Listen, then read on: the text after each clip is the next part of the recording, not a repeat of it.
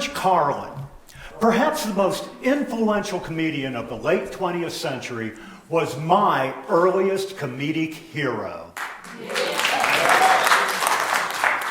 From "I'll sleep, the hippy-dippy weatherman," to the 7 words you can never say on television, Carlin set a tone of satire wrapped up in silliness that lives today.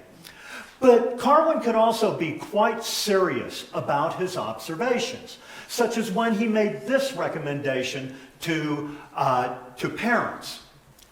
Don't just teach your children to read. Teach them to question what they read. Teach them to question everything. Mr. Carlin was absolutely correct, but there was one other small item that needed to be added to that list, and that is evaluating the answers and evidence we get to the questions we have asked.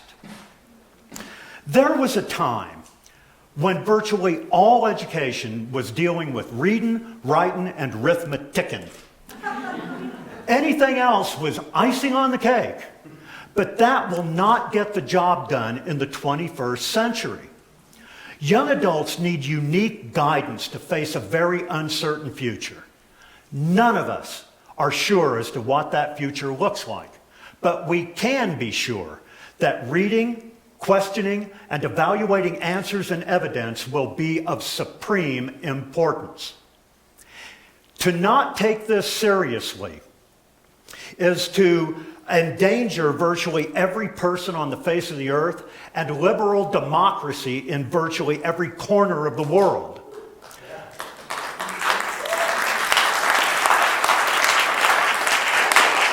As China and that swell bunch of guys in Russia have clearly demonstrated, saturating mainstream and social media platforms with lies, disinformation, and my personal favorite, alternative facts, can be pretty successful against such things as truth, honesty, and the development of public policy in the best interest of all people. Now, more than ever, we must teach our young adults to question everything and sincerely evaluate the answers they are given.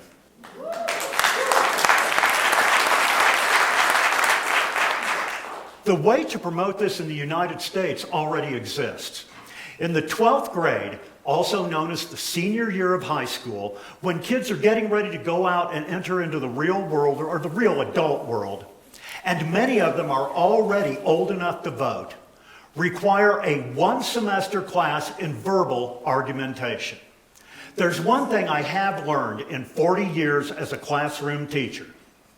Teenagers love to talk. Who knew?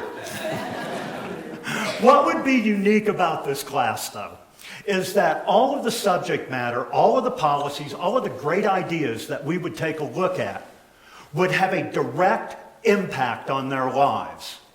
Imagine a class where such diverse topics as global climate change and the need to continue funding and emphasizing vocational and agricultural education are looked at, read about, researched, discussed, argued if necessary.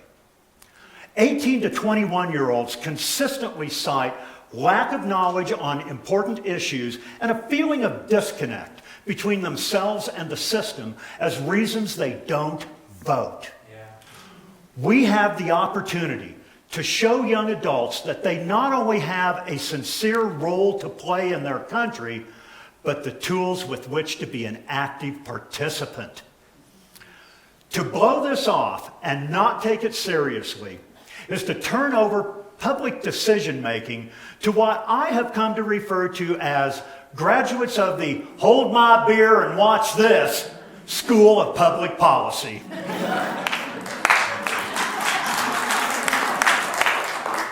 These men and women at the local, state, and national levels don't bother with reading, questioning, research, planning. They don't need any nerdy scientists or experts in the field telling them what to do. The only thing they need to make a really bad decision are gut-level reactions, raw nerve impulses, and overwhelming childhood feelings of inadequacy.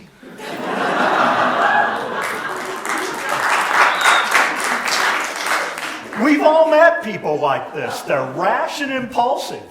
They're just as likely to be influenced by totally irrelevant outside forces that have no bearing on the issue at hand. They're just as likely to be inspired by what they had for breakfast or the alignment of the planets. Look, that's okay. But the problem comes when we start thinking about those things as being legitimate. When we allow people who are looking at the hold my beer and watch this perspective as reasons to develop things, we've lost that.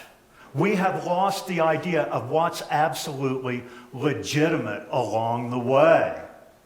It's one thing to watch your drunken brother-in-law perform a belly flop off the high dive because he's a member of the Hold My Beer and Watch This School of Public Policy. But it's a lot different when you're watching the lives of real people be thrown off the high dive. So we have to ask ourselves a couple of different questions now. What is the best way to ask questions, and how should we go about doing that? So let's take a look at those two items for just a moment. When we are asking questions of people, it is extremely important, especially when it's going to deal with a policy issue or a question of a great idea, keep in mind what your purpose is. It is to understand more about the world we live in, to understand that issue more clearly and to a deeper extent. It is not to have a gotcha moment. That doesn't serve anybody's purposes. And besides that, just leave that to the amateurs. But when we are thinking about what questions we absolutely need to ask along the way, generally speaking, questions get linked to specific issues. And that's quite hard at times. So let me give you two generic questions that can really cover a lot of territory anytime we are looking at a policy shift or a new idea. The first is, why should I care? You might have the best idea since sliced bread, but if you cannot explain to any of us why we should care, well, why should we care? The second question is, what's in it for us? What is it about this policy shift or this good idea that's going to make our lives better or improve the lives of people around us and the world that we live in?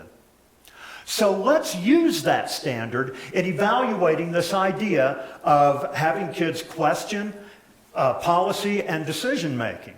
What's in it for us? Why should we care? Teaching young adults to read, question, and evaluate answers and evidence stimulates intelligent and thoughtful analysis on issues that actually influence and impact our lives. Recently, I was watching a sports talk show, which I don't do very often, and the topic area during the sports show was the jersey number that some athlete should wear. I couldn't believe it. These people got hot and bothered over this. They were in each other's grills over it. I couldn't help but sit there and think, I really hope that you are that passionate about things in life that are actually meaningful. You know, thank you. You know, things like, I don't know, good schools and clean drinking water. Look, I don't mind people having ridiculous, silly, goofy arguments every once in a while. They're fun, they stimulate interesting thought, they're just goofy and fun to have. The problem, though, is like many other things in life.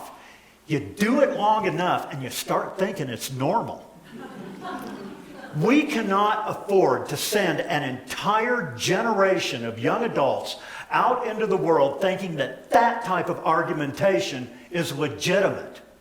The topic is ridiculous and meaningless, and these people are making up crap as they go along. The problem with that, when you take it to the next level, is that it opens the door for the use of alternative facts. And it is true that the term alternative fact is legitimate within the legal world. But that's not how it's used. Now it stands for blatant lying, covered up by a cute and catchy name. Look, when we start allowing alternative facts to enter into legitimate policy development and decisions about things that affect our lives, the entire process has been deeply corrupted. As John Adams, founding father, second president of the United States, clearly indicated, facts are stubborn things, and despite our wishes, our inclinations, and the dictates of our passions, they cannot alter the state of facts and evidence.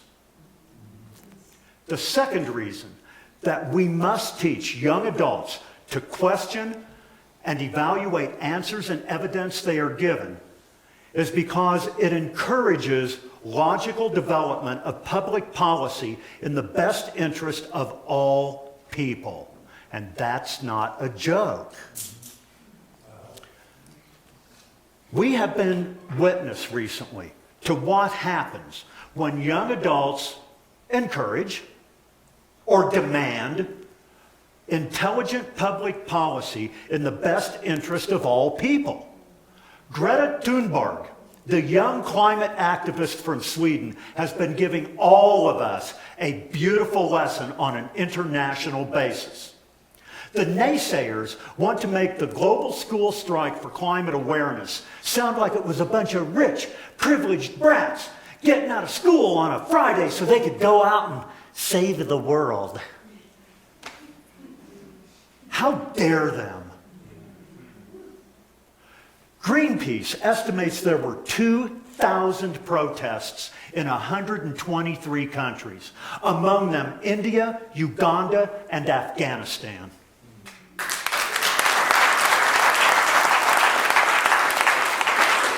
If you want to know what this idea looks like in real life, young adults and those who support them gave us a very clear picture last September.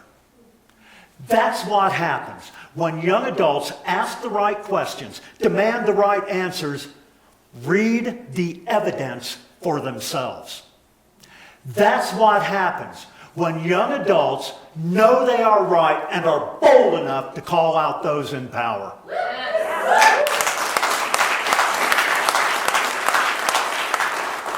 That's what happens when young adults get sick and tired of taking the lies, the manipulations, the half-truths, the alternative facts, the total bag of shit. Well, that's one of the 7 words you can never say on television. But you know what I'm thinking. It's the first one on the list.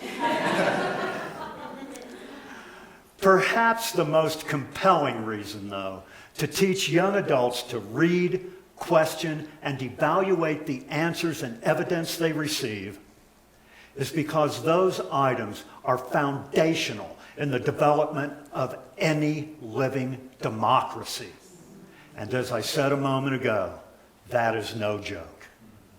If we are serious about the promotion of democracy on a local, state, national, international level, we have got to come to the conclusion that reading, questioning, and evaluating answers is not just a good suggestion.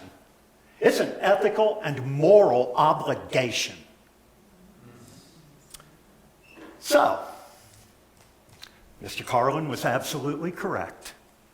He knew that by reading, questioning, and evaluating answers and evidence, we develop a better understanding of the world that we live in, are more compassionate toward those who share this world, and understand where we're at in this world to a much deeper extent. Because being the smart guy that he was, he understood the implications of the status quo when he said, It's interesting how you come up with a quote like this and you get right to the end of it and it's like, hey, George, where did that go? Why, look right behind us.